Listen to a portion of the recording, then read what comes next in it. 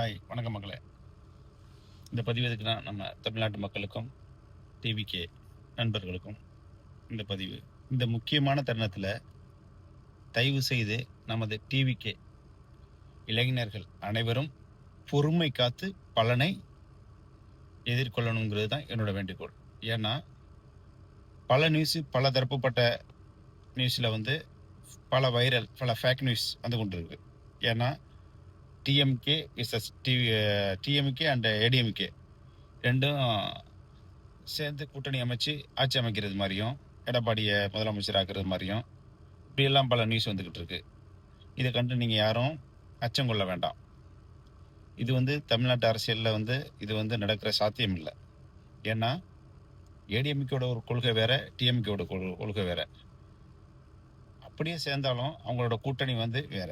அவங்களோட கூட்டணி நின்று ஜெயிச்ச இடம் எல்லாம் மக்கள் ஓட்டு கொடுத்துருக்காங்கன்னா அது மதசார்பற்ற கொள்கைக்கு ஆப்போசிட்டாக தான் டிஎம்கே கூட்டணிக்கு ஓட்டு கொடுத்துருக்குறாங்க.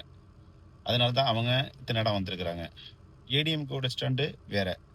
அப்போ நம்ம டிவிகேவில் நின்று தலைவர் விஜய் அவர்களும் ஸ்டாண்டு மதசார்பற்ற கொள்கை எது தான் அவர் ஸ்டாண்ட் பண்ணி இவ்வளோ இடத்துல பெரும்பான்மை இடத்துல வந்திருக்கிறாங்க.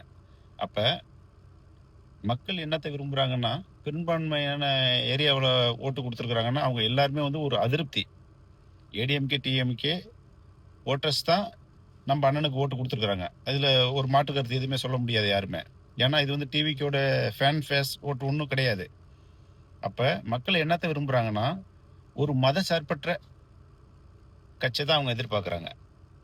நம்ம சிறுபான்மையர் மக்களாக இருக்கட்டும், எல்லா மக்களுக்கும் ஒரு பொதுவான ஒரு தலைவர் தான் அவங்க எதிர்பார்த்து ஓட்டு கொடுத்துருக்குறாங்க.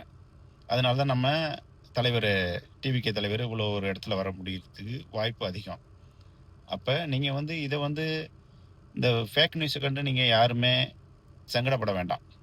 இது பொய்யான நியூஸுகள். ஏன்னா நம்ம இடதுசாரி கட்சிகள், கம்யூனிஸ்ட்டு, சிபிஐ, விசிகா, காங்கிரஸ் போன்ற கட்சிகள் எல்லாமே ஸ்டாண்டு மதவாத கொள்கையை எது தான். ஸோ அதை தான் நம்ம அண்ணனும் கடைப்பிடிச்சி இவ்வளோ பெரும்பான்மையான இடத்துல நம்ம நிற்கிறோம். அப்போ நம்ம அண்ணன் ரெக்வஸ்ட் பண்ணியிருக்காங்க அவங்கள சப்போர்ட் பண்ண சொல்லி. அப்போ மதவாத சக்தி எல்லாமே ஏற்று நின்றவங்க இடதுசாரிகள் எல்லாமே நமக்கு சப்போர்ட் கொடுப்பாங்க.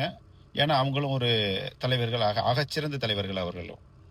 அவங்களும் சிந்திப்பாங்க. அவங்களோட கட்சி சார்பில் மேல்மட்ட லெவலில் கூட்டம் போட்டு ஒரு முடிவுக்கு வருவாங்க. ஒரு நல்ல